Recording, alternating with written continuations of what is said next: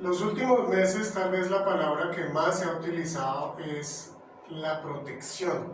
Y esta imagen que estamos viendo aquí a continuación nos habla de esto. Hace unos meses seguramente no nos decía tanto como ahora. Y es que la protección es algo muy necesario en la vida de todo ser humano. Lo vemos, por ejemplo, en algunas actividades necesitamos protegernos de golpes, ¿no? Proteger la cabeza, los ojos, la respiración, los pulmones más exactamente, las manos, los pies, en fin. Necesitamos protegernos para evitar un golpe, una cortadura, protegernos de ruidos demasiado estridentes, fuertes, que dañen los oídos, de gases de pronto venenosos, de esquirlas o partículas que puedan dañarnos los ojos. También nos tenemos que cuidar en ciertas actividades, como en esta imagen que vemos, de la picadura de insectos. Y bueno, hoy vamos a hablar precisamente del tema de la protección. Y también vamos a hablar de algo que es muy necesario hoy en día y realmente durante mucho tiempo en la humanidad, que es el consuelo. Por eso la reflexión de hoy la he titulado de esta manera: protección y consuelo. Vamos a meditar hoy, vamos a estudiar, vamos a profundizar en el capítulo 7 del Apocalipsis. Pero para esto vamos entonces a recordar de qué trató el capítulo inmediatamente anterior, el capítulo 6. Recordemos que comienza cuando el Cordero empieza a romper los sellos, y estos primeros 4 sellos nos hablan de los 4 jinetes y caballos del Apocalipsis. Luego, a continuación, el Cordero rompe el 5.º sello y entonces nos traslada a una situación que se desarrolla en el cielo, y son los mártires que han muerto, han dado su vida por ser fieles al Evangelio, por ser fieles a Cristo. Y por último, el capítulo pues termina con esta última parte, que es el 6.º sello. Este 6.º sello pues nos habla de situaciones bastante duras, difíciles, angustiosas. Y estas catástrofes, como lo narra esta última parte del capítulo 6, estas catástrofes cósmicas nos muestran que se desata ya en el final del tiempo, que el sol se oscurece, la luna se torna roja, dice que el firmamento también se enrolla como un pergamino, dice que las estrellas también caen. En fin, es todo un cataclismo lo que sucede aquí terminando el capítulo 6. Y hablábamos entonces que es el momento en que Dios decide entrar en la historia de la humanidad de una manera muy diferente a como lo ha hecho, y es el momento en que ya Dios decide enviar estos juicios contra la humanidad que le detesta, que le rechaza.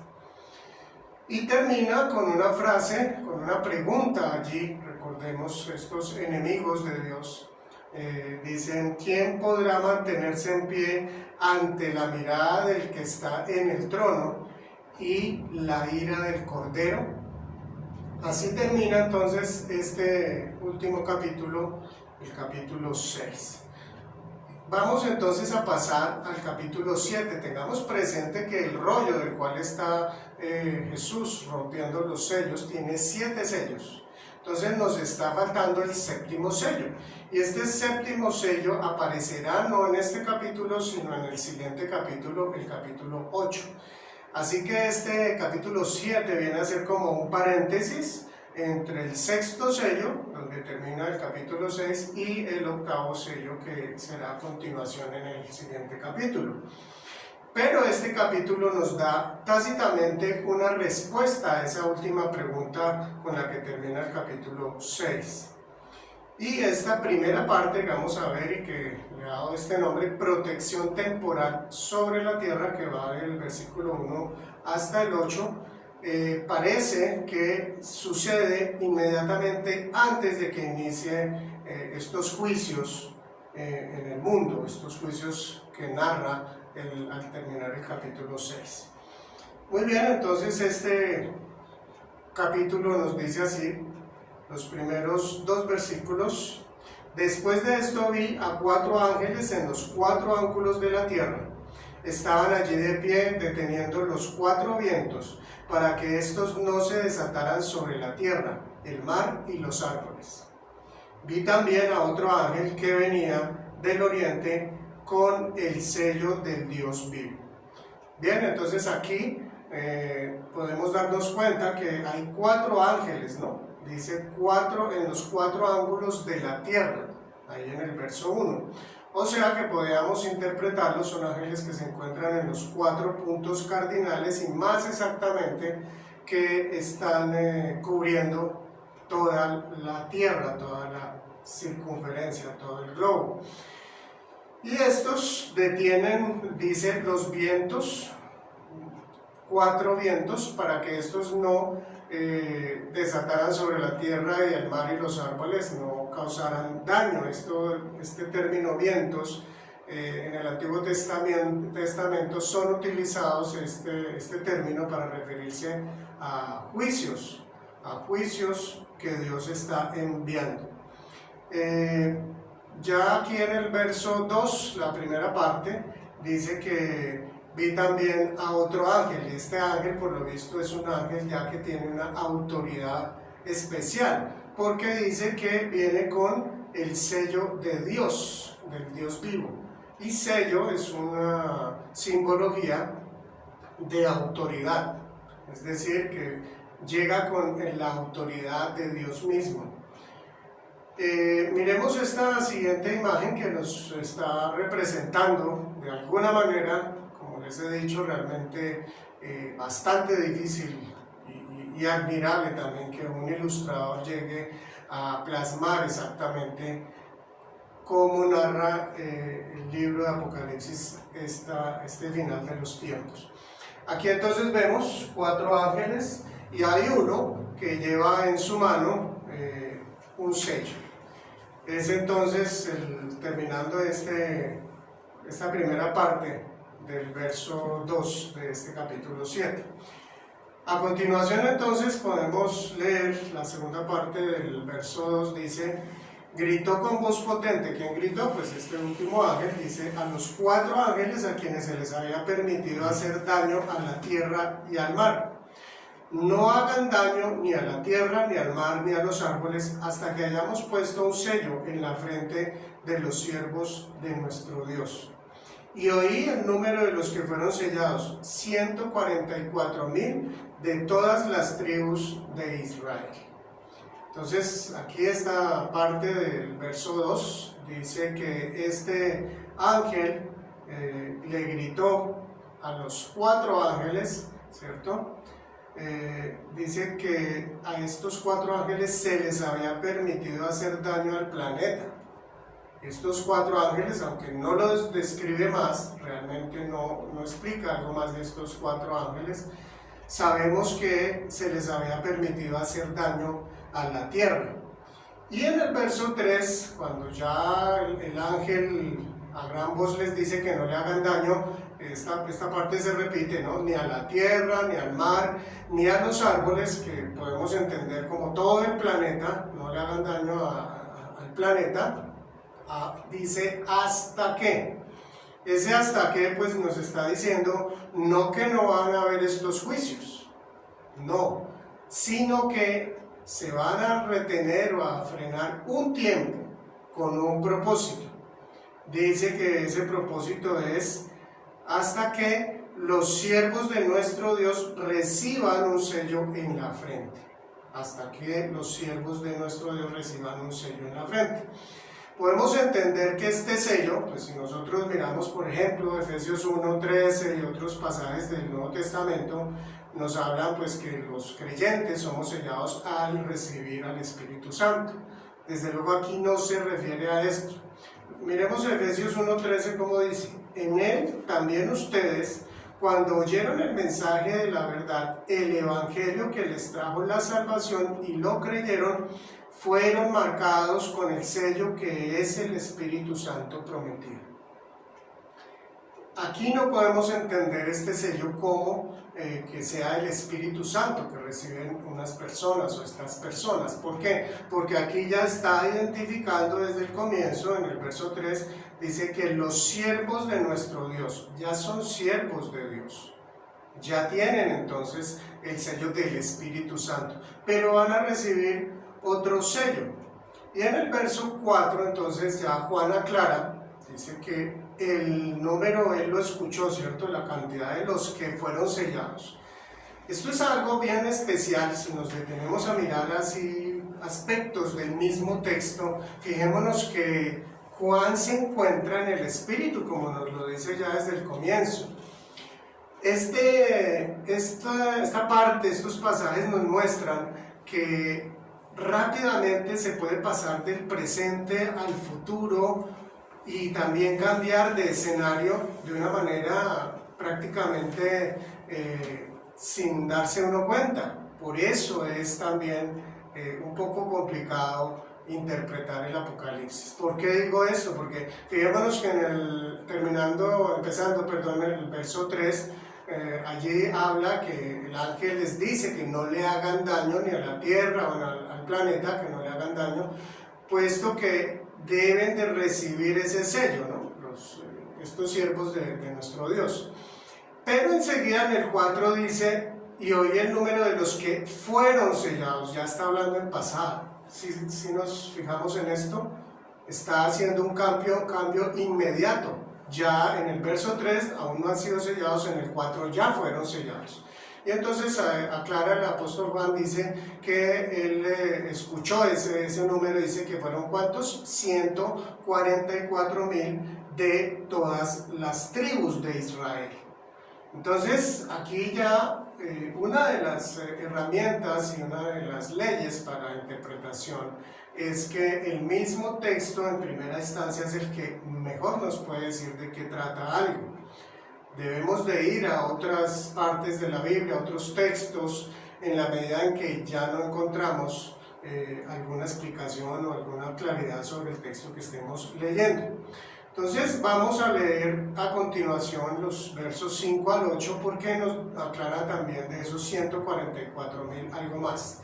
Entonces dice, de la tribu de Judá fueron sellados 12,000, de la tribu de Rubén 12,000, de la tribu de Gad 12,000, de la tribu de Aser 12,000, de la tribu de Neftalí 12,000, de la tribu de Manasés 12,000, de la tribu de Simeón 12,000, de la tribu de Leví 12,000, de la tribu de Isaacar 12,000, de la tribu de Zabulón 12,000, de la tribu de José 12,000, de la tribu de Benjamín 12,000.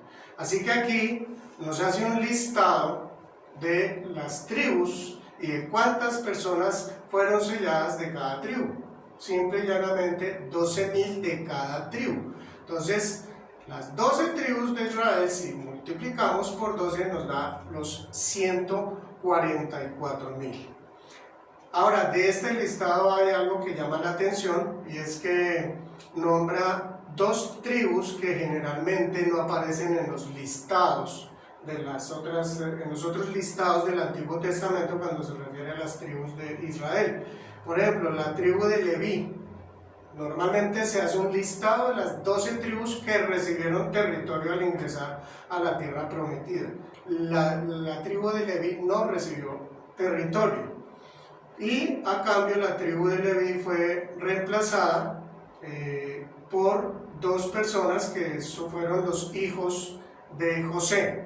Pero también en este sentido hay algo que llama la atención, es que aparece la tribu de José. Sigan terminando el verso 8, ahí dice 12,000 de la tribu de José. Normalmente la tribu de José no se nombra. ¿Por qué? Porque se nombra a los dos hijos de José. Entonces aparecen Leví y José, mientras que no aparecen las tribus de Dan y de Efraín. ¿Por qué razón o motivo? Realmente no lo dice. Algunas personas han interpretado algunas razones, pero realmente es ir un poco, bastante diría yo, lejos de lo que nos dice el texto. Más adelante aparecen estos 144.000 allí en el libro de Apocalipsis en el capítulo 14 y nos agrega otra información. Dice en el verso del capítulo 14, verso 1 y 4, dice así: luego miré y apareció el Cordero, estaba de pie sobre el monte Sión en compañía de 144.000 personas que llevaban escrito en la frente el nombre del Cordero y de su Padre. Entonces aquí ya nos aclara algo más en cuanto a los 144.000.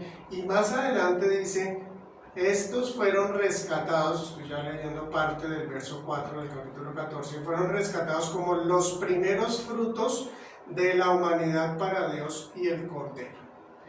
Entonces, finalmente, y es la pregunta que muchos se hacen, ¿quiénes son estos 144.000? Básicamente voy a hablar de dos interpretaciones. La primera, basada en el número del 12, ¿no? Que el número 12 es algo que simboliza el pueblo escogido de Dios. 12 tribus del Antiguo Testamento que dan origen a la nación de Israel, y en el Nuevo Testamento los 12 apóstoles. Entonces, algunos interpretan que aquí estos 144.000 se está refiriendo a la totalidad del pueblo de Dios. Pero si realmente nosotros miramos el texto como tal, es muy claro que se está refiriendo a Israel, a las 12 tribus de Israel. Lo cita y da las cantidades por cada tribu, etcétera, etcétera. Entonces, hay que ir un poco lejos para hacer esta interpretación. Que sea válida o no, pues es parte de la forma de interpretar que tienen algunos. Recordemos que nosotros, como dice allí 1 Corintios capítulo 13, verso 12, que nosotros en este tiempo no vemos con claridad, vemos como por espejo, ¿recuerdan? Entonces, en este sentido, como ya lo he dicho en otras oportunidades, debemos de ser bastante comprensibles en el sentido de entender que algunos interpretan de una forma y otros interpretan de otra manera. Entonces, respecto a estos 144.000, ¿qué podemos ver aquí? De acuerdo a estos textos que hemos leído, que el total, por cada tribu, por cada una de las 12 tribus hay 12.000 personas, y que son siervos de nuestro Dios, es decir, que ellos ya han creído en Jesucristo, en el Mesías. Y además tengamos un detalle presente, y es que están en la tierra. Por eso dice esta primera parte: protección temporal sobre la tierra. Este primer grupo, porque a continuación vamos a ver el segundo grupo, este primer grupo se encuentra en la tierra. Recordemos que el primer ángel está diciendo a estos 4 ángeles que se detengan mientras los 144.000 van a recibir ese sello en la frente. Ahora, si no es el Espíritu Santo, entonces ¿para qué? Realmente el texto no nos dice para qué es ese sello, pero lo mismo como para interpretación, el texto más cercano que tiene que ver algo con el sello se encuentra más adelante en el capítulo 9, en el verso 4.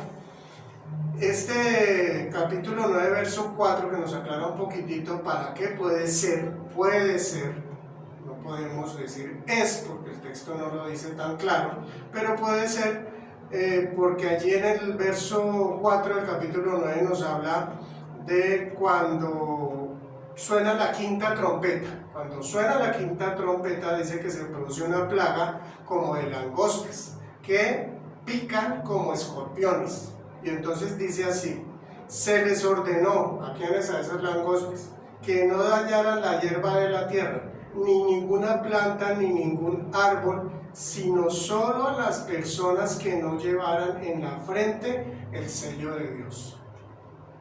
Entonces podemos hilar un texto con el otro y podemos decir: es muy posible que este sello que Dios quiere que sea puesto a estos 144.000 siervos de Dios sea para protegerlos precisamente de estas enfermedades y estas plagas que Dios envía como juicio a la tierra. Y recordemos entonces que ese sello, pues ya lo que nos dice allí Apocalipsis 14:1, dice que ese sello lleva escrito el nombre del Cordero y del Padre. Desde luego un sello entonces representa también propiedad de. Muy bien, podemos entonces pasar a la segunda parte, que va en el capítulo 7, versos 9 y 10. Estos versos dicen así: después de esto miré y apareció una multitud tomada de todas las naciones, tribus, pueblos y lenguas. Era tan grande que nadie podía contarlo. Estaban de pie delante del trono y del Cordero, vestidos de túnicas blancas y con ramas de palma en la mano. Gritaban a gran voz: la salvación viene de nuestro Dios, que está sentado en el trono y del Cordero.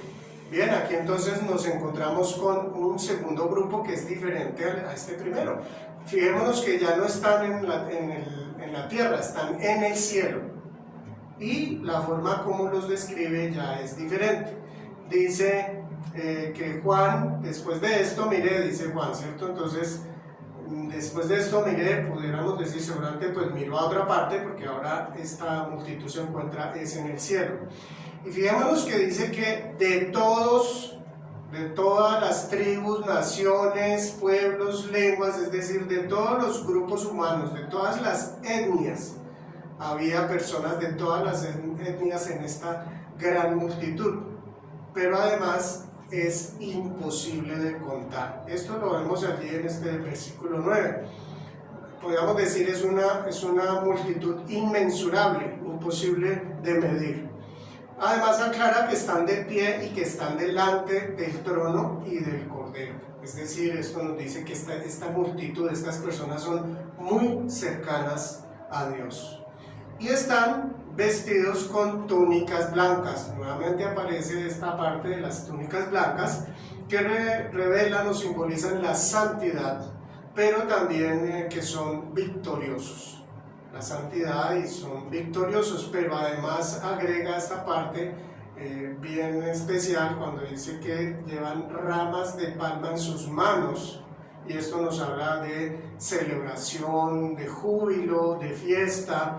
Y recordemos, esta parte nos traslada también a la entrada triunfal de Jesús, que nos narra allí Juan capítulo 12, versos 12 al 19, ese domingo que entró Jesús a la ciudad de Jerusalén y fue recibido por sus habitantes con ramos de palma también en las manos. Pero esto sucede aquí, ya es en el cielo, y es con esta multitud inmensurable de todas las naciones, de todos los grupos humanos, de todas las etnias de la tierra. Y lo que encontramos allí en el verso 10 es que ellos no solamente dice que cantan y alaban, gritaban a gran voz, gritaban y clamaban ellos entonces a gran voz. ¿Y qué es lo que ellos dicen? Dicen adorando al Padre y al Cordero, expresan su gratitud, expresan su reconocimiento a Dios, diciendo: la salvación viene de nuestro Dios, que está sentado en el trono y del Cordero. Así que esta es la alabanza de este grupo inmensurable. Miremos esta imagen a continuación. Les cuento que es bastante difícil encontrar esta ilustración en cuanto a que muestre a las personas que llevan palmas en sus manos. La mayoría de ilustradores muestran mucha gente, pero se les pasa por alto este detalle. Por eso es una ilustración bastante especial para mí, en el sentido que refleja esto que acabamos de leer en este capítulo 7. Bien, pasemos entonces a la tercera parte. Ya aparece este tercer grupo, que son los ángeles. Nuevamente aparecen los ángeles, y dice así estos dos versos, el 11 y el 12. Todos los ángeles estaban de pie alrededor del trono, de los ancianos y de los 4 seres vivientes. se postraron rostro en tierra delante del trono y adoraron a Dios diciendo: Amén, la alabanza, la gloria, la sabiduría, la acción de gracias, la honra, el poder y la fortaleza son de nuestro Dios por los siglos de los siglos. Amén. Entonces, vuelve a referirse a estos ángeles. Están, dice en el verso 11, todos los ángeles estaban de pie. Recordemos en ese capítulo 5 cómo esa adoración tan especial que vemos en el cielo y que nos traslada pues a un momento realmente sin igual, un momento bastante especial. Entonces estos ángeles están todos de pie, ¿no? Explica que están de pie y están rodeando el trono, están rodeando a los 24 ancianos y están rodeando a los 4 seres vivientes, estos personajes que ya aparecieron desde el capítulo 4. Y dice a continuación que se postraron, ¿no?, rostro en tierra. Pues se postraron rostro en tierra y adoraron entonces a quien adoraron aquí, dice a Dios. En el capítulo 5, allá en el verso 12, este grupo de ángeles también adoran, pero es interesante ver que adoran al Cordero. Dice así esa adoración, dice: digno es el Cordero que ha sido sacrificado, digno de recibir el poder, la riqueza, la acción de gracias, el poder, la riqueza y la sabiduría, la fortaleza y la honra, la gloria y la alabanza. Fíjense que en esta adoración, en el capítulo 5, nombra los mismos aspectos que aquí están, motivos por los cuales están adorando a Dios, pero se lo están diciendo al Cordero. Lo único que aquí no aparece es la riqueza, porque aquí a cambio aparece es la acción de gracias. Muy similar esta adoración y muy especial que sea entonces dirigida primero al Cordero y luego aquí lo vemos a Dios. Pasemos entonces a la imagen que nos muestra esta adoración de los ángeles. Igualmente, difícil encontrar estas ilustraciones de ángeles adorando.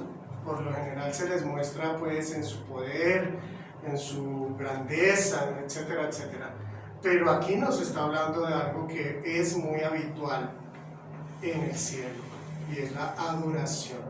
Y en este caso la adoración de los ángeles. Recordemos que la adoración, como lo vimos ya anteriormente, es algo que todas las criaturas, que los ángeles, que los 4 seres vivientes, que los 24 ancianos le dan a Dios una y otra vez. Bien, la cuarta parte entonces es el origen de la inmensa multitud. Aquí nos vuelve a llevar hacia los 144.000, versículos 13 y 14. Dice así: entonces uno de los ancianos me preguntó: ¿esos que están vestidos de blanco, quiénes son y de dónde vienen? Eso usted lo sabe, mi señor, respondí. Él me dijo: aquellos son los que están saliendo de la gran tribulación, han lavado y blanqueado sus túnicas en la sangre del Cordero. Fijémonos entonces, aquí se está refiriendo al origen de esta inmensa multitud. Llama la atención, el que interviene aquí es uno de los 24 ancianos. Y entonces le pregunta a Juan: ¿quiénes son y de dónde vienen? Y esta pregunta, tengamos presente que no aparece con el grupo anterior. No hay un anciano que le pregunte a Juan sobre los 144.000, pero aquí sí. ¿Por qué? Porque por lo visto es suficientemente claro lo que Juan está conociendo del grupo de los 144.000. Y en cambio aquí no. Y entonces Juan le devuelve la pregunta, aquí en el verso 14, y entonces él le responde, pues le dice: usted lo sabe, ¿cierto? Usted lo sabe, mi señor. Y entonces este anciano le responde, dice: están saliendo de la gran tribulación. Son los que están saliendo de la gran tribulación. Bueno, tribulación, Tribulación es una palabra que se usa en la Biblia para referirse a tiempos de gran angustia, de sufrimiento, de persecución y de muerte. En el Antiguo Testamento aparece muchas veces, en cambio en el Nuevo aparece muy pocas veces. Lo encontramos allí en el capítulo 3, en el verso 19, en el Nuevo Testamento me refiero, y también la usa Jesús para referirse a los últimos tiempos, allí en Mateo 24, versos 9 y el 21. Y entonces aquí agrega el anciano, dice que han lavado, o sea, esos que están saliendo de la gran tribulación, han lavado y blanqueado sus túnicas con la sangre del Cordero. Terminando este verso 14. Entonces aquí está haciendo alusión al perdón de los pecados y a la purificación que recibe el pecador gracias al sacrificio, a la muerte redentora de Jesús. Esto lo podemos ver con mayor claridad en textos como en Juan 1:29, cuando Juan el Bautista le dice a los discípulos, y cuando ve venir a Jesús dice: he ahí el Cordero de Dios que quita el pecado del mundo. También lo encontramos en otros textos como en Apocalipsis 1:5, en el mismo Apocalipsis 3:5 y en el 6:11.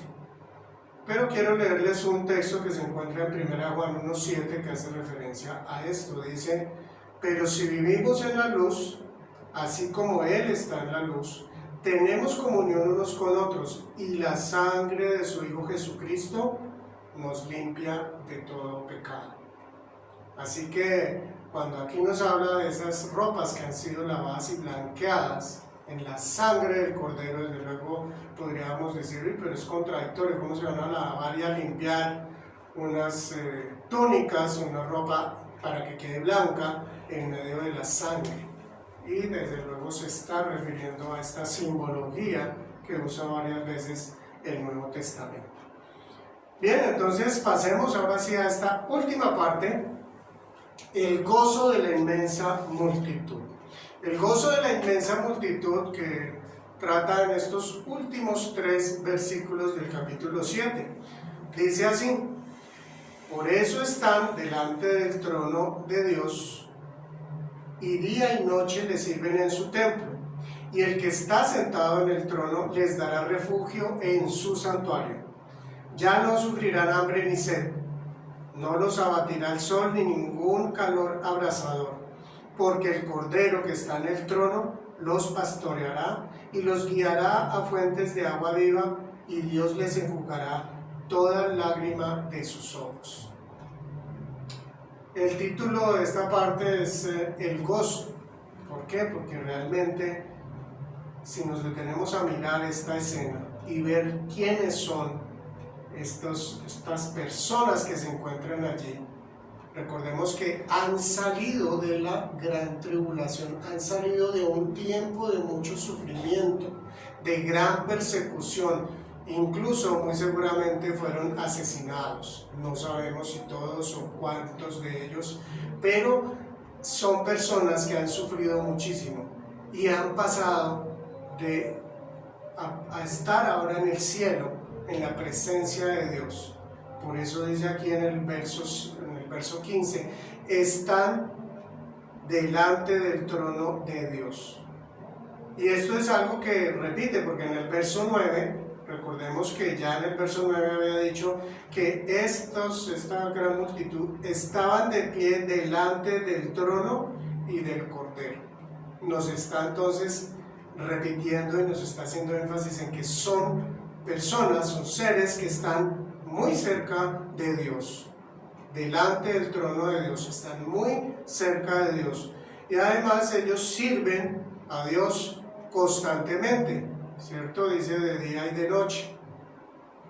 Y además dice que este verso 15, reciben refugio de Él, reciben ese refugio, dice, les dará refugio en su santuario. En el verso 16 entonces dice que no tendrán sufrimientos de ninguna clase, no tendrán hambre, no sufrirán sed, ni inclemencias climáticas. Esta parte es muy especial y realmente es algo que debemos mirar y en lo cual también deberíamos reflexionar, especialmente en momentos de sufrimiento, de dificultades.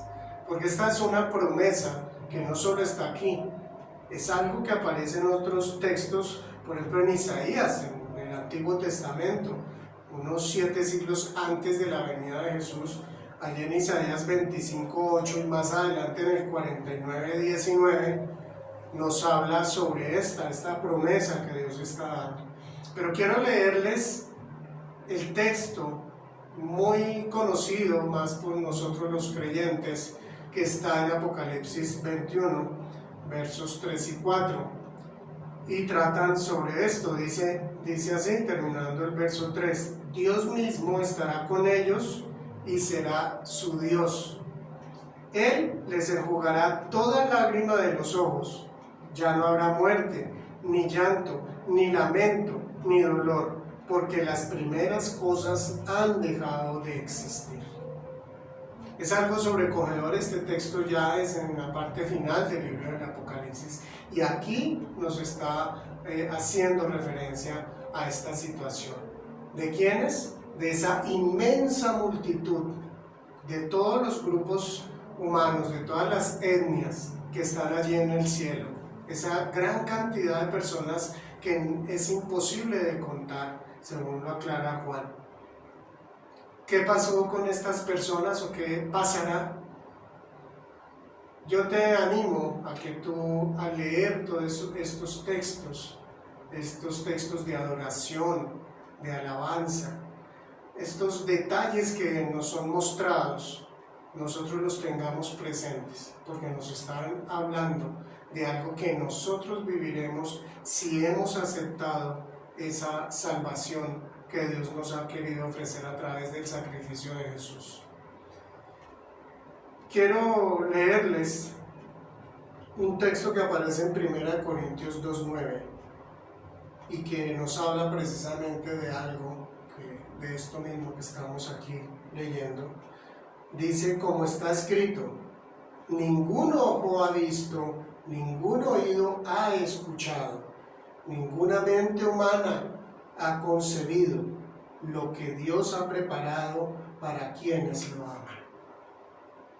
Es decir, que nuestra mente se queda corta, nuestra mente no nos llega a dar tanto para imaginarnos las hermosuras, las maravillas, las cosas especiales que Dios ha preparado en el cielo para cada uno de nosotros.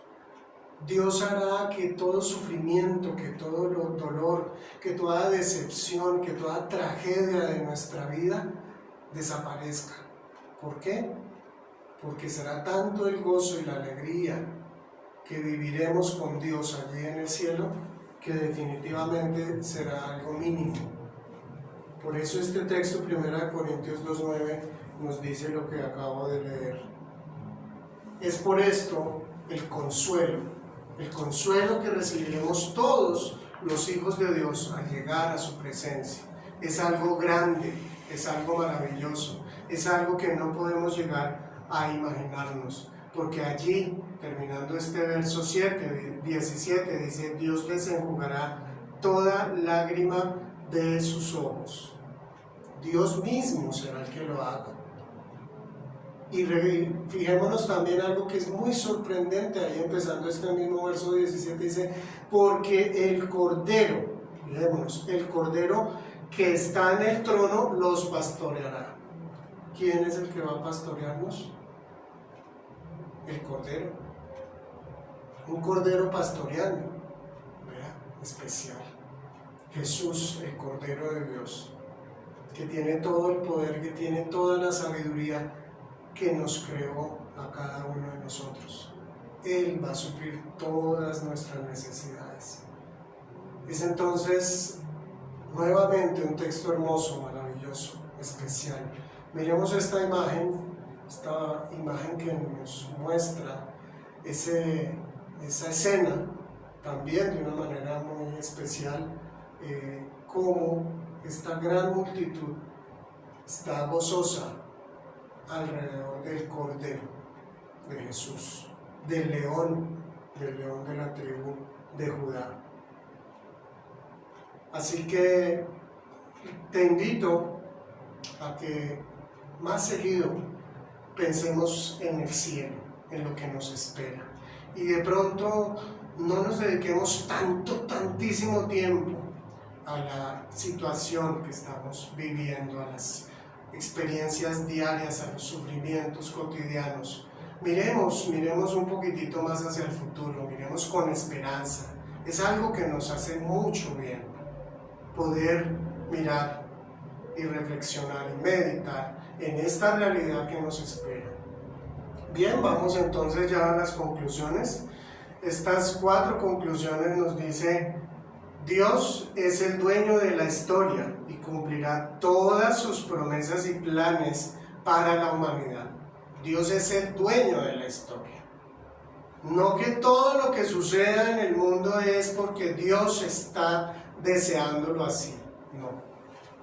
Recordemos que Dios es un Dios de amor, pero también es un Dios de justicia. Y es lo que nos está hablando entonces el Apocalipsis. Dios de amor y Dios de justicia. La segunda conclusión dice: únicamente los que acepten ser redimidos por el Cordero podrán estar en pie ante Él. Es la respuesta que nos da este capítulo sobre esa pregunta cuando termina el capítulo 6, que hacen los enemigos de Dios: ¿quién podrá estar enfrente del que está sentado, ante la mirada del que está sentado en el trono, ante la ira del Cordero? Bien, ¿quiénes son? Los creyentes, los que han entregado su vida a Jesús, sus hijos. Tercera conclusión: el mayor privilegio de un ser humano es recibir la salvación provista por el Cordero inmolado. Ese es el mayor privilegio que cualquier persona en el mundo puede tener, puede recibir. Si tú aún no lo has recibido, yo te invito a que lo hagas. Es la mejor decisión, la más sabia. Ese es el mayor privilegio y no nos cuesta nada, no por ser mejor.